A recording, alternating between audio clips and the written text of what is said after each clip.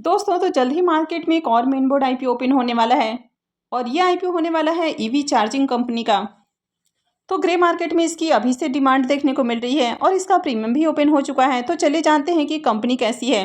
तो इससे पहले कि मैं वीडियो को शुरू करूं, अगर आप इस चैनल पर पहली बार विजिट कर रहे हैं या फिर आपने चैनल अब तक सब्सक्राइब नहीं किया है तो चैनल को सब्सक्राइब कर लें और साथ में वीडियो को भी लाइक कर दें।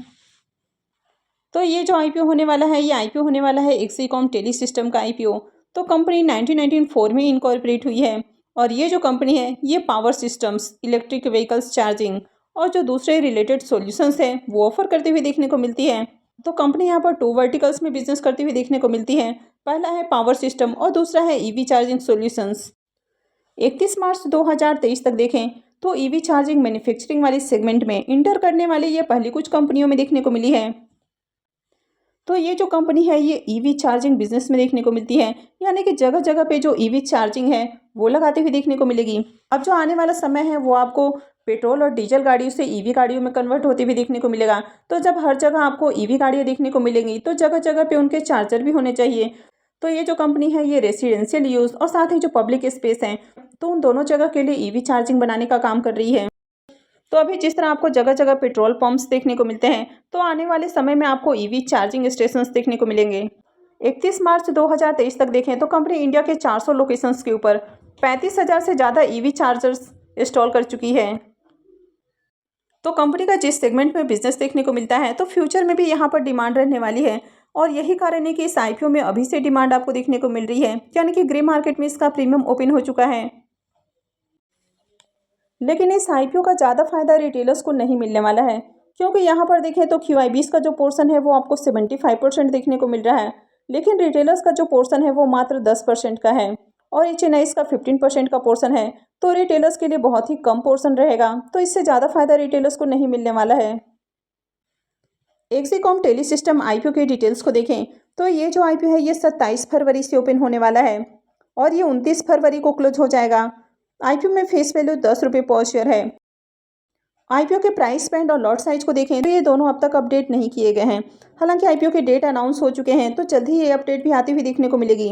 आईपीओ के इशू साइज को भी देखें तो आईपीओ के इशू साइज भी अपडेट नहीं किए गए हैं। हालांकि यहाँ पर 400 करोड़ रुपए के फ्रेश इशू होने वाले हैं और 74 lakh shares offer for sale के जरिए डायल्यूट किए जाएंगे और ये मेन बोर्ड आईपीओ रहने वाला है। तो कंपनी PSE और NSE के ऊपर लिस्ट होगी। इस आईपीओ में प्रमोटर्स की होल्डिंग को देखें तो अभी प्रमोटर्स की होल्डिंग 98.60% देखने को मिल रही है और आईपीओ आने के बाद प्रमोटर्स की होल्डिंग कम होने वाली है। कंपनी के फाइनेंशियल को देखें तो यहाँ पर आपको 3 सालों का कंप्लीट फाइनेंशियल देखने को मिल रहा है। हालांकि अब तक पूरे फाइनेंशियल भी अपडेट नहीं किए गए हैं, तो आगे जो पूरी फाइनेंशियल है वो आपको अपडेट होती हुई देखने को मिलेगी। अब यहाँ पर देखें तो फाइनेंशियल 21 से 23 का कंप्लीट फाइनेंशियल आपको देखने को मिलता है। कंपनी के एसेट को देखें तो फाइनेंशियल 22 के पीरियड में कंपनी के एसेट में गिरावट देखने को मिली है, लेकिन फिर से फाइनेंशियल 23 में इसके जो एसेट हैं वो आपको बढ़ते हुए देखने को मिले हैं। कंपनी के रेवेन्यू को देखें तो 2023 में कंपनी का जो रेवेन्यू है वो थोड़ा सा कम होते हुए देखने को मिला है, यानी कि 2022 के मुकाबले रेवेन्यू में गिरावट देखने को मिली है। कंपनी के प्रॉफिट आफ्टर टैक्स को देखें तो कंपनी लगातार आपको प्रॉफिट में आती हुई देखने को मिली है। हालांकि कंपनी देखें तो बहुत ही कम प्रॉफिट बनाती हुई देखने को मिल रही है। फाइनेंशियल 21 में कंपनी का प्रॉफिट 3.45 करोड़ है, वो फाइनेंशियल 22 में 5.14 करोड़ देखने को मिल रहा है और फाइनेंशियल 23 में 6.37 करोड़ है। अगर कंपनी के नेटवर्थ को देखें तो कंपनी के नेटवर्थ के अंदर ग्रोथ है। कंपनी के रिजर्व को भी देखें तो साल दर साल कंपनी के रिजर्व भी बढ़ते हुए देखने को मिले हैं और अगर कंपनी के डेट को भी देखें तो कंपनी के डेट भी हालांकि इंक्रीज हुए हैं। तो अभी करंट में कंपनी के ऊपर 117 से 18 करोड़ का आपको डेट देखने को मिल रहा है, लेकिन डेट बहुत ज़्यादा नहीं है क्योंकि कंपनी के पास देखें तो ऑलरेडी काफ़ी बढ़िया रिजर्व देखने को मिल रहा है और कंपनी आईपीओ से जो फंड रेज करने वाली है तो उससे भी पैसा कर्ज के भुगतान पे खर्च करेगी। तो आगे कंपनी का जो डेट है वो कम होती हुई देखने को मिलेगा या कंपनी पूरी तरह से डेट फ्री भी हो सकती है। अब इस आईपीओ के ऑब्जेक्टिव को देखें तो सबसे पहला ऑब्जेक्टिव हो जाता है कि कंपनी अपने प्रोडक्शन लाइन के सेटअप पे खर्च करने वाली है। दूसरा हो जाता है कि कंपनी अपने कर्ज का भुगतान करने वाली है। तीसरा हो जाता है कि कंपनी वर्किंग कैपिटल रिक्वायरमेंट्स के ऊपर खर्च करने वाली है। फोर्थ हो जाता है कि कंपनी R&D और प्रोडक्शन डेवलपमेंट पे खर्च करने वाली है और इसके साथ ही जनरल कॉर्पोरेट पर्पस के ऊपर भी खर्च करने वाली है। अब एक्सिकॉम टेलीसिस्टम आईपीओ के अगर प्रीमियम को देखें तो इसके प्रीमियम में शानदार तेजी देखने को मिल रही है, यानी कि लगातार ग्रे मार्केट में इसका जो प्रीमियम है वो आपको बढ़ते हुए देखने को मिल रहा है। तो इसका प्रीमियम 35 रुपये के ऊपर ओपन हुआ।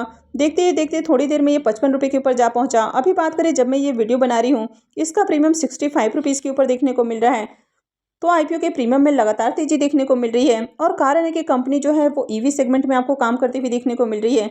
हालांकि अब तक आईपीओ के प्राइस बैंड और लॉट साइज अपडेट नहीं किए गए हैं, तो इससे ये नहीं बताया जा सकता है कि इसका प्रीमियम आपको कितने % के ऊपर देखने को मिल रहा है। लेकिन प्रीमियम के अंदर लगातार डिमांड आपको बढ़ती हुई देखने को मिल रही है, यानी कि इस आईपीओ की मार्केट के अंदर जबरदस्त डिमांड है और कारण है कि कंपनी ईवी सेगमेंट में काम कर रही है। तो फ्यूचर में इस तरह के जो बिजनेस है इसमें काफ़ी अच्छी ग्रोथ रहने वाली है। तो इसके कारण ग्रे मार्केट में भी इसके प्रीमियम काफ़ी हाई प्राइस के ऊपर आपको देखने को मिल रहे हैं। वैसे इस आईपीओ में रिटेलर्स के पोर्शन को देखें तो रिटेलर्स के लिए मात्र 10% का पोर्शन है, तो बहुत कम रिटेलर्स को आईपीओ में अलॉटमेंट मिलते हुए देखने को मिलेगी। तो इसके लिए आप अभी से तैयारी कर सकते हैं, यानी कि आप मल्टीपल डीमैट अकाउंट रेडी रखें आईपीओ में अप्लाई करने के लिए। तो इस आईपीओ पे आप अभी से नज़र बना के रख सकते हैं, क्योंकि बैक टू बैक आईपीओज आ रहे हैं और एक साथ देखें तो कई कई आईपीओज मार्केट में ओपन हो रहे हैं। अब यहाँ पर देखें तो कंपनी लॉस मेकिंग नहीं देखने को मिली है, यानी कि 2021 से लेकर अब तक देखें तो कंपनी प्रॉफिट में ही देखने को मिल रही है। लेकिन इसके बावजूद यहाँ पर जो रिटेलर्स का पोर्शन है वो मात्र 10% का रखा गया है, तो ये थोड़ा समझ से परे देखने को मिल रहा है। हालांकि जब लॉस मेकिंग कंपनी होती है तो सेबी की गाइडलाइंस के अनुसार जो रिटेलर्स का पोर्शन रखा जाता है वो 10% का होता है, लेकिन यहाँ पर कंपनी प्रॉफिटेबल होने के बावजूद भी जो रिटेलर्स का पोर्शन है वो मात्र 10% का देखने को मिल रहा है।